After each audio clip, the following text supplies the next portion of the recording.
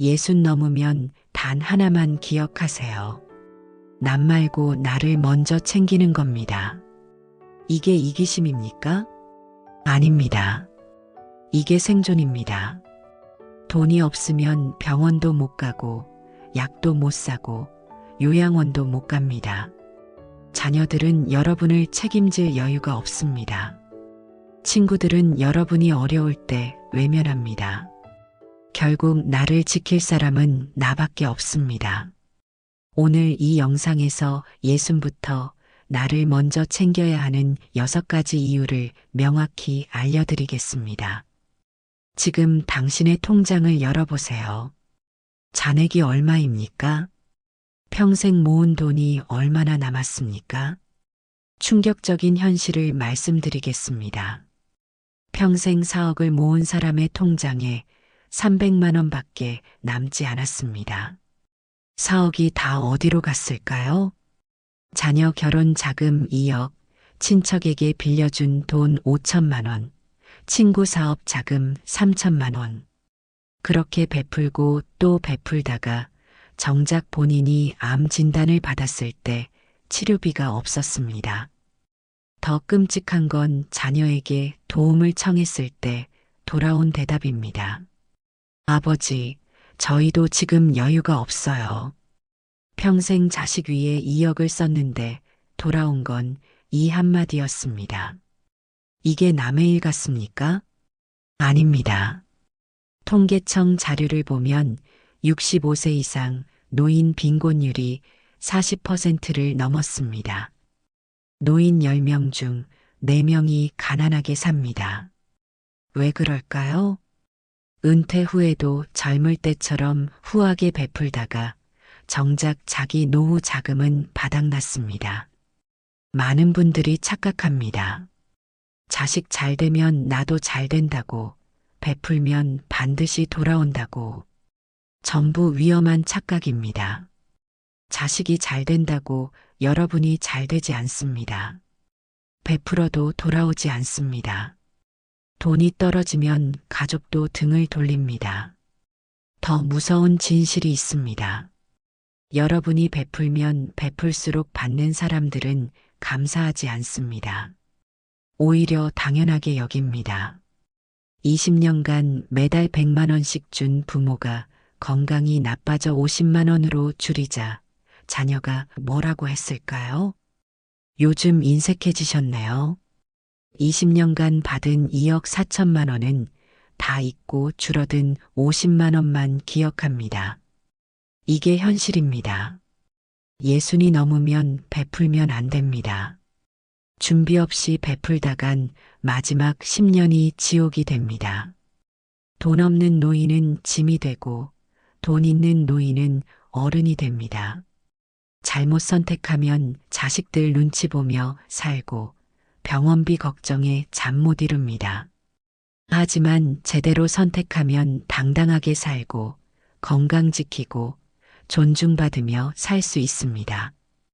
지금 당장 병원비 1,000만 원이 필요하다면 어디서 구하겠습니까? 친구에게 빌려달라고 하겠습니까?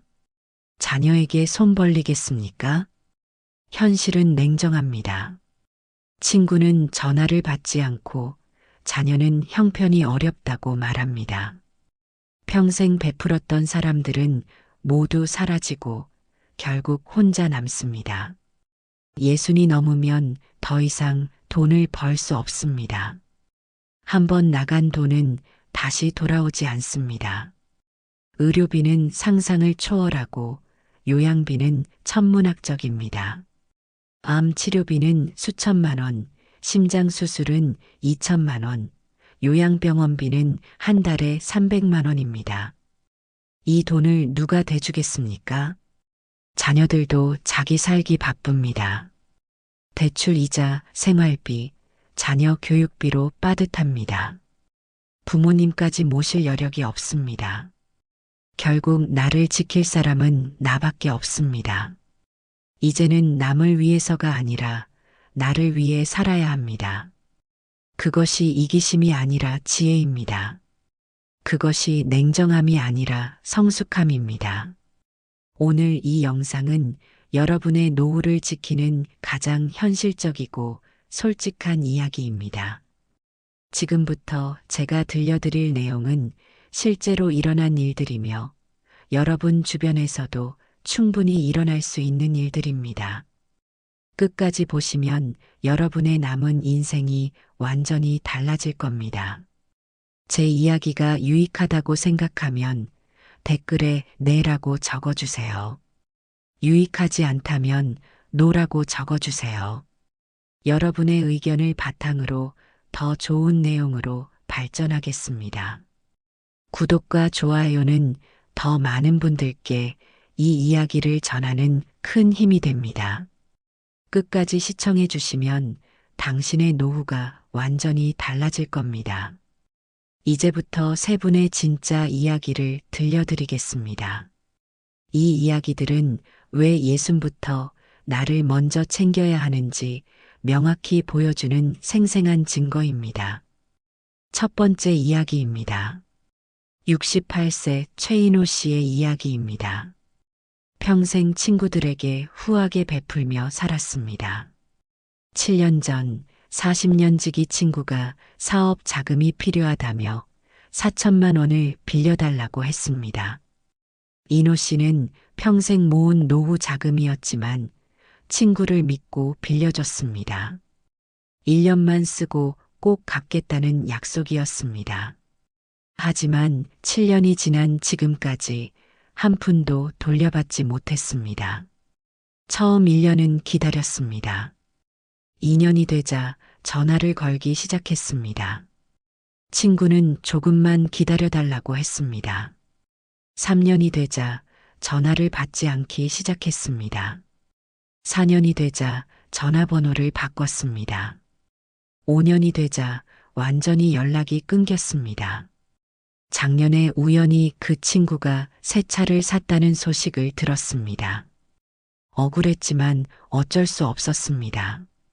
인호 씨는 그 돈 때문에 병원도 제대로 못 다닙니다. 당뇨약과 고혈압 약을 한 달 걸러 먹습니다.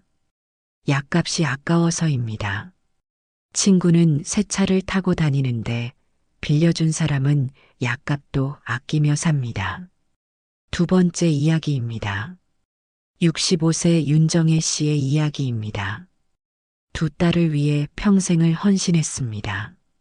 대학 등록금, 유학 비용, 결혼 자금, 신혼집 전세금까지 모두 대줬습니다. 총 2억 5천만 원이 넘는 돈을 딸들에게 썼습니다. 은퇴 후에도 매달 60만 원씩 용돈을 드렸습니다. 두 딸에게 주니 매달 120만 원이 나갔습니다. 6년간 8,600만 원을 드렸습니다.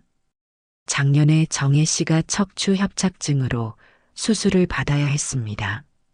수술비와 재활치료비로 900만 원이 필요했는데 통장에 돈이 부족했습니다. 딸들에게 도움을 요청했습니다. 큰딸은 지금 아이들 학원비 때문에 여유가 없다고 했습니다. 작은 딸은 남편 사업이 어려워서 힘들다고 했습니다. 평생 2억 5천만 원을 썼는데 900만 원도 도와주지 않았습니다. 정혜 씨는 결국 은행 대출을 받아 수술했습니다. 지금도 매달 이자 30만 원을 갚아가고 있습니다. 용돈은 끊었습니다. 그러자 딸들이 서운하다며 연락이 뜸해졌습니다. 명절에도 얼굴 보기 힘들어졌습니다. 돈 줄 때는 효녀였는데 돈 끊으니 연락도 없습니다. 세 번째 이야기입니다. 72세 강태성 씨의 이야기입니다. 9년 전 세무사의 권유로 강남 아파트를 두 아들에게 미리 증여했습니다. 상속세를 절약하려는 현명한 선택이라고 생각했습니다.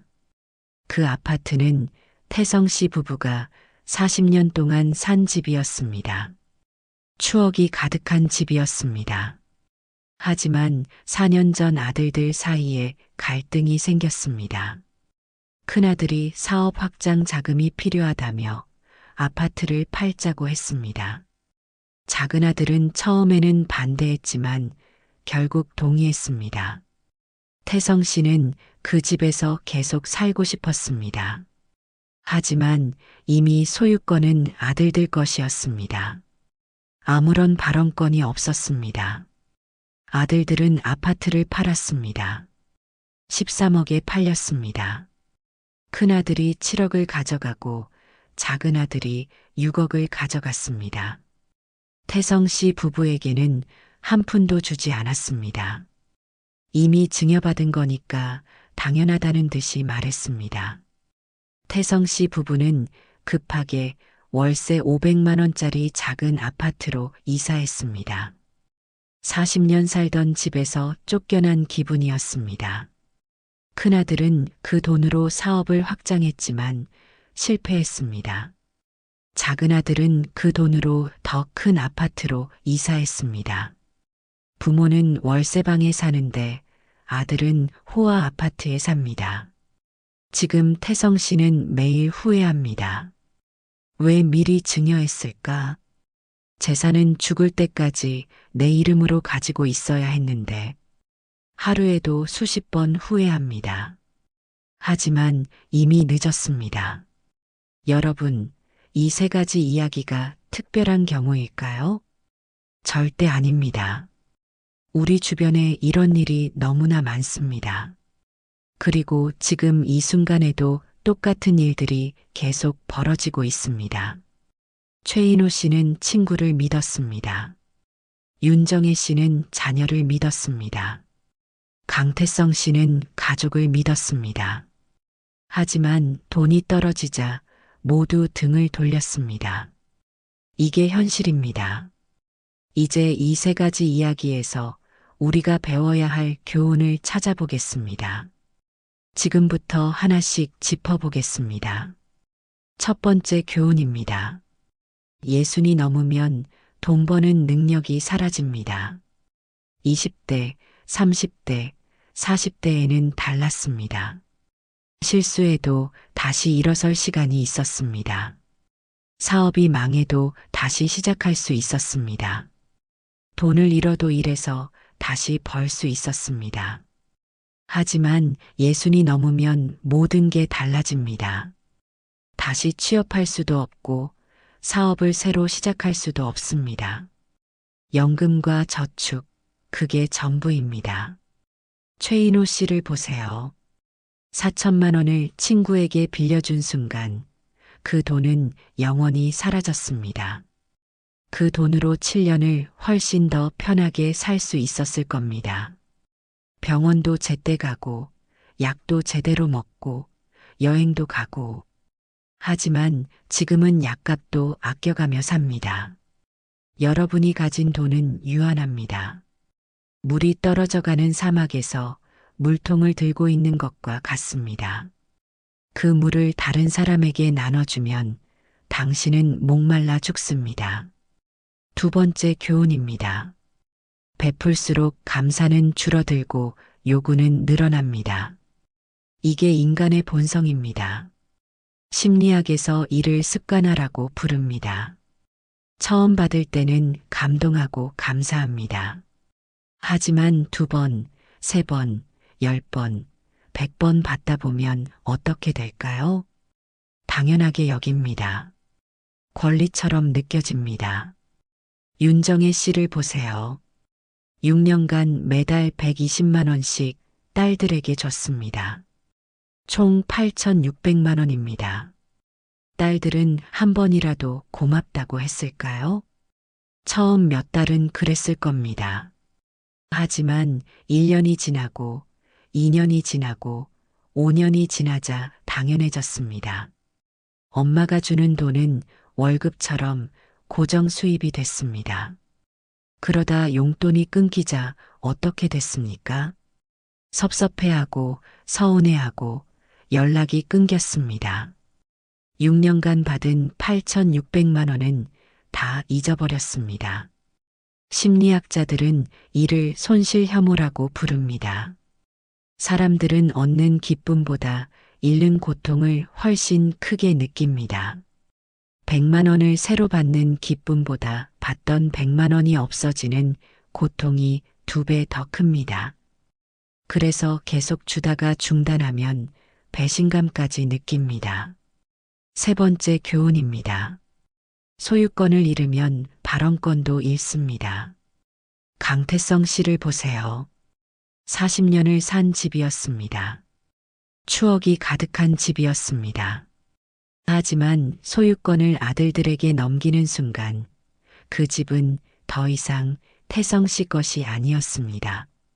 아들들이 집을 팔겠다고 했을 때 태성 씨는 아무 말도 할 수 없었습니다. 법적으로 그 집은 아들들 것이었으니까요. 결국 40년 살던 집에서 쫓겨나듯 나왔습니다. 13억에 팔린 집에서 한 푼도 받지 못했습니다. 지금은 월세방에 삽니다. 이게 현실입니다. 재산이 있어야 힘이 있습니다. 재산이 있어야 목소리를 낼 수 있습니다. 재산이 없으면 그저 눈치만 보게 됩니다. 네 번째 교훈입니다. 노년의 병원비는 상상을 초월합니다. 건강할 때는 병원비가 얼마나 나올지 상상도 못합니다. 하지만 막상 아프면 현실을 마주하게 됩니다. 큰 수술 한 번에 1,000만 원은 기본입니다. 암이라도 걸리면 수천만 원입니다. 항암 치료까지 하면 억 단위로 넘어갑니다. 건강보험이 있어도 본인 부담금이 만만치 않습니다. 게다가 입원비, 간병비, 재활치료비까지 합치면 더 커집니다. 요양병원에 한 번 들어가면 한 달에 300만 원씩 나갑니다. 1년이면 3,600만 원입니다. 3년만 있어도 1억이 넘습니다. 윤정혜 씨는 수술비 900만 원도 마련하지 못해 대출을 받았습니다. 만약 딸들에게 2억 5천만 원을 쓰지 않았다면 어땠을까요? 병원비 걱정 없이 치료받고 재활치료도 제대로 받고 건강을 되찾았을 겁니다. 다섯 번째 교훈입니다. 자녀들도 자기 살기 바쁩니다. 부모를 모시고 싶은 마음이 없는 게 아닙니다. 현실적으로 불가능한 겁니다.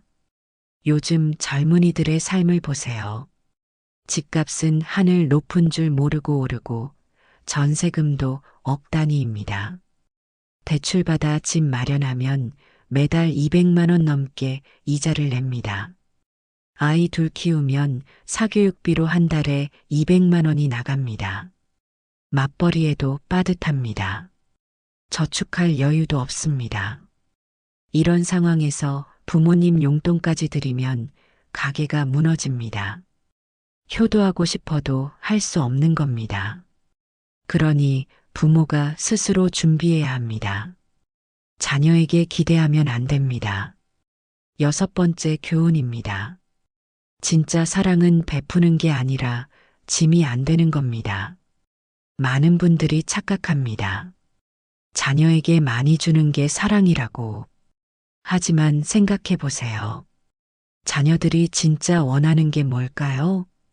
부모님 용돈입니까? 아닙니다. 부모님이 건강하고 경제적으로 안정되어 계시는 겁니다. 부모님이 눈치 안 보고 당당하게 사시는 겁니다. 부모님 때문에 걱정하지 않아도 되는 겁니다. 내가 경제적으로 안정되어 있으면 자녀들이 마음 편합니다. 내가 아프지 않고 건강하면 자녀들이 걱정 안 합니다. 내가 당당하게 살면 자녀들이 자랑스러워합니다. 이게 진짜 사랑입니다. 이제 철학적으로 생각해 봅시다.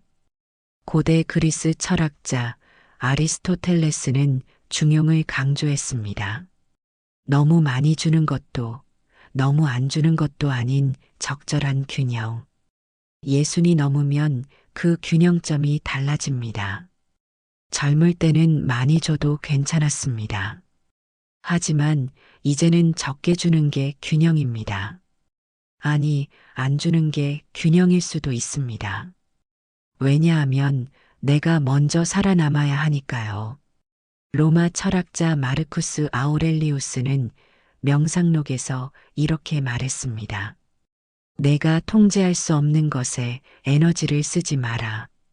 자녀가 감사할지 안 할지는 여러분이 통제할 수 없습니다.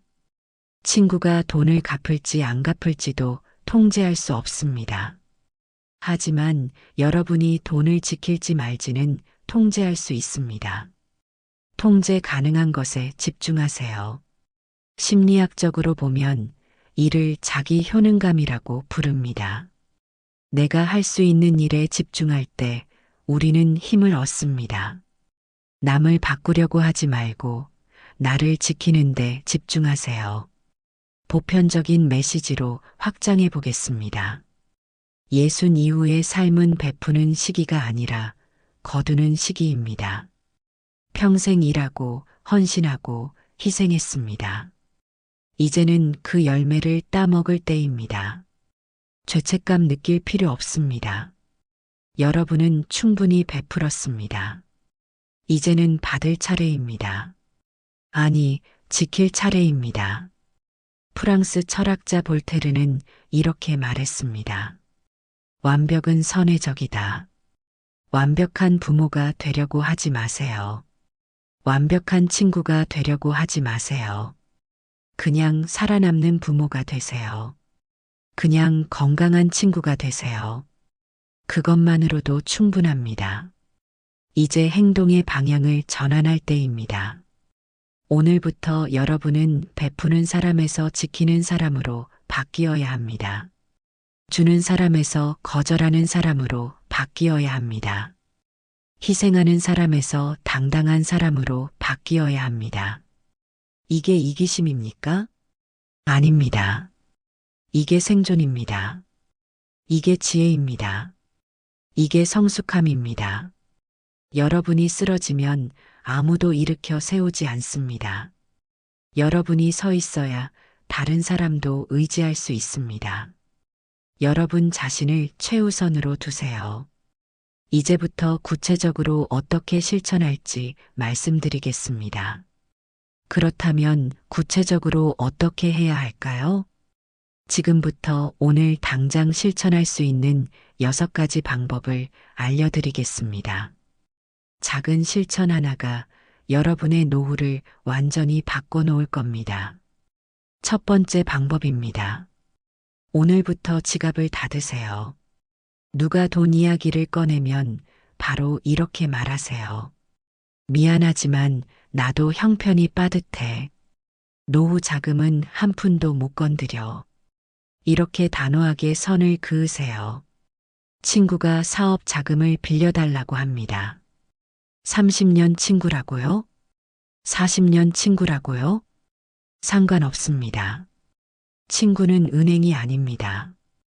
돈이 필요하면 은행에서 대출받으라고 하세요. 친척이 급한 일이 생겼다며 돈을 요청합니다. 혈육이라고요? 가족이라고요? 그래도 안 됩니다. 여러분의 노후가 친척보다 중요합니다. 자녀가 사업 자금이 필요하다고 합니다. 내 자식인데 안 도와줄 수 없다고요? 도와주세요. 단 돈으로는 안 됩니다. 조언으로, 격려로, 응원으로 도와주세요. 돈은 절대 안 됩니다. 처음에는 어색할 겁니다. 미안한 마음도 들 겁니다. 하지만 최인호 씨를 기억하세요. 4천만 원 빌려줬다가 7년째 약값도 못 사고 있습니다. 그게 여러분이 될 수 있습니다. 두 번째 방법입니다. 재산 이전을 절대 하지 마세요. 세무사가 절세 방안이라며 생전 증여를 권합니다. 상속세를 아낄 수 있다고 합니다. 듣지 마세요. 상속세 몇 천만 원 아끼려다가 집에서 쫓겨날 수 있습니다. 강태성 씨가 그랬습니다. 절세하려고 아파트를 아들들에게 증여했다가 40년 살던 집에서 쫓겨났습니다. 지금 월세방에서 후회하며 삽니다. 재산은 죽는 날까지 여러분 이름이어야 합니다.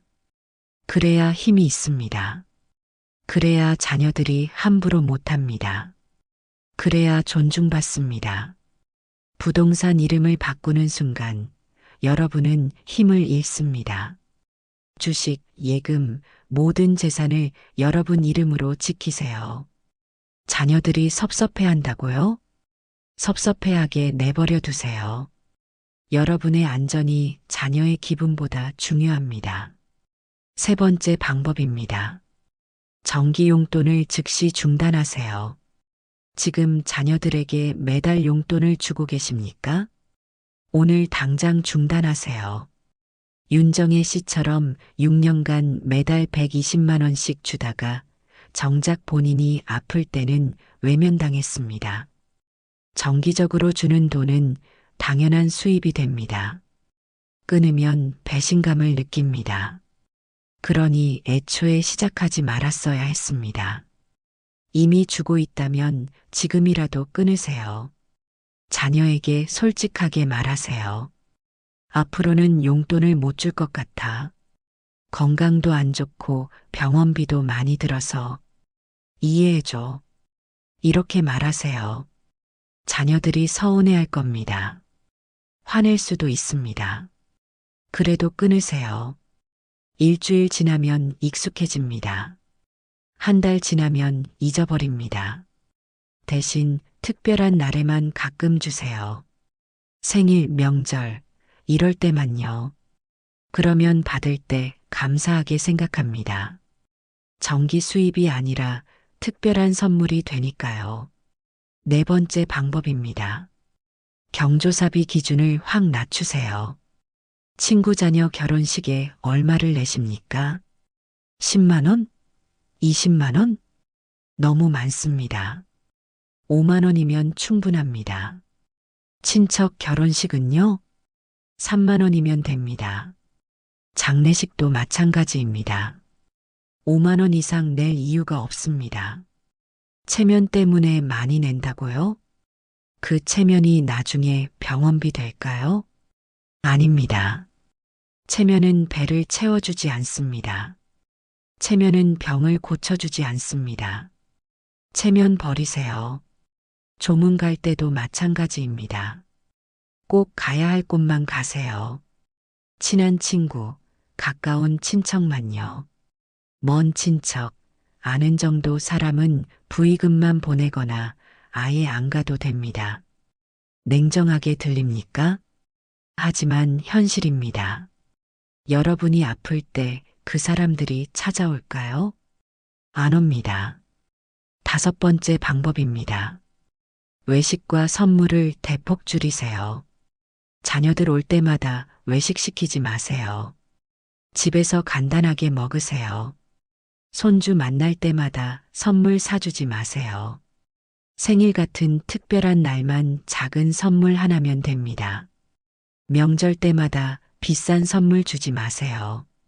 마음만 담아서 작은 것 하나면 충분합니다. 한번 계산해 보세요.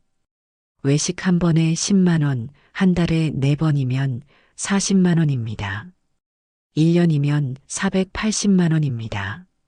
10년이면 4,800만 원입니다. 선물도 마찬가지입니다. 명절마다 30만 원씩, 1년에 2번이면 60만 원입니다. 10년이면 600만 원입니다. 외식과 선물 합치면 10년에 5,400만 원입니다. 이 돈이면 나중에 요양병원 2년치를 낼 수 있습니다. 지금 외식과 선물로 쓸 겁니까? 나중에 요양비로 쓸 겁니까? 선택은 여러분 몫입니다. 여섯 번째 방법입니다. 투자 권유를 무조건 거절하세요. 누가 좋은 투자처가 있다고 합니다. 원금 보장의 고수익이라고 합니다. 절대 믿지 마세요. 세상에 그런 건 없습니다. 원금 보장이면 수익이 낮고 수익이 높으면 위험합니다. 예순이 넘어서 위험한 투자하면 안 됩니다. 주식도, 코인도, 부동산도 안 됩니다. 사업 투자는 더더욱 안 됩니다. 여러분의 돈은 은행 예금에만 두세요. 금리가 낮다고요? 상관없습니다. 원금만 지켜지면 됩니다. 수익 욕심내지 마세요. 지키는 것만으로도 충분합니다. 이제 관계를 다시 정의할 시간입니다. 진짜 관계는 돈으로 유지되지 않습니다. 한 가지 실험을 해보세요. 석 달간 아무에게도 돈 쓰지 마세요. 용돈도, 식사 대접도, 선물도, 경조사비도 최소한만 하세요. 석 달 후에 주변을 보세요. 누가 남아 있습니까? 그 사람들이 진짜 관계입니다. 나머지는 다 돈 때문에 있었던 사람들입니다. 진짜 친구는 손에 꼽을 정도입니다. 3명, 많아야 5명입니다. 그 사람들만 잘 챙기세요. 나머지는 거리를 두세요. 중국 철학자 장자는 이렇게 말했습니다. 물고기는 강에서 서로를 잇고 사람은 도에서 서로를 잇는다. 집착하지 마세요. 모든 사람과 좋은 관계를 유지하려고 애쓰지 마세요. 진짜 관계 몇 개면 충분합니다. 심리학자 로빈 덤바의 연구를 보면 인간이 의미 있는 관계를 유지할 수 있는 사람은 최대 150명입니다. 나이가 들면 이 숫자는 더 줄어듭니다. 60이 넘으면 10명만 제대로 챙겨도 충분합니다. 나머지는 가볍게 인사만 하는 사이로 두세요. 독일 철학자 쇼펜하우어는 이렇게 말했습니다. 우리는 고독을 두려워하지만 정작 고독 속에서 자유를 찾는다. 혼자 있는 시간을 두려워하지 마세요. 혼자 있어도 괜찮습니다. 아니, 혼자여야 편합니다. 눈치 볼 사람도 없고 신경 쓸 사람도 없습니다. 온전히 나를 위한 시간입니다. 이제 마음가짐을 바꿔야 합니다. 예순 이후는 주는 시기가 아니라 누리는 시기입니다. 평생 일했습니다. 평생 희생했습니다. 평생 참았습니다. 이제는 누릴 차례입니다. 맛있는 거 드세요. 가고 싶은 곳 가세요. 하고 싶은 거 하세요. 단 예산 안에서요. 무분별하게 쓰지는 마세요. 계획적으로 쓰세요. 한 달 예산을 정하세요. 생활비, 병원비, 여유 자금으로 나누세요. 여유 자금 안에서 즐기세요. 그리스 철학자 에피쿠로스는 말했습니다. 진정한 행복은 많이 가진 것이 아니라 적게 필요로 하는 것이다. 큰 사치 부리지 마세요. 작은 행복으로 충분합니다.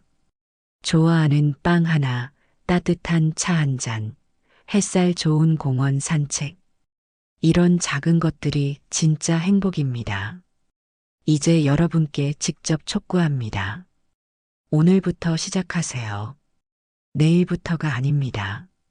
다음 달부터가 아닙니다. 오늘, 지금, 이 순간부터입니다. 오늘 저녁 자녀에게 전화하세요. 앞으로는 용돈을 못 줄 것 같다고 말하세요.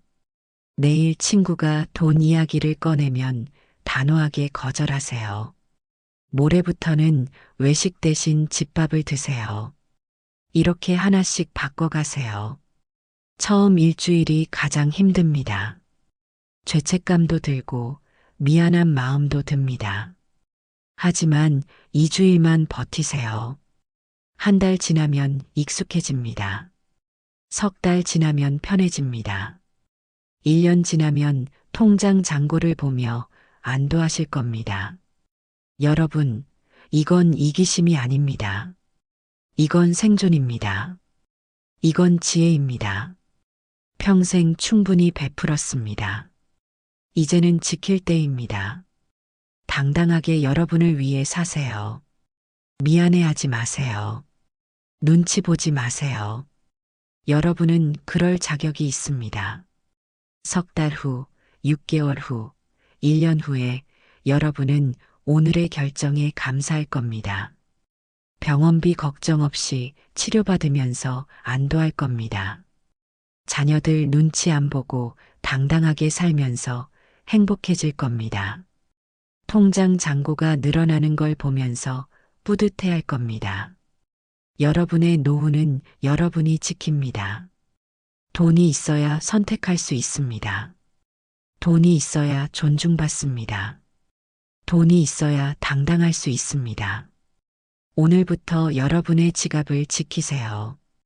그 작은 결단이 남은 인생을 완전히 바꿔놓을 겁니다.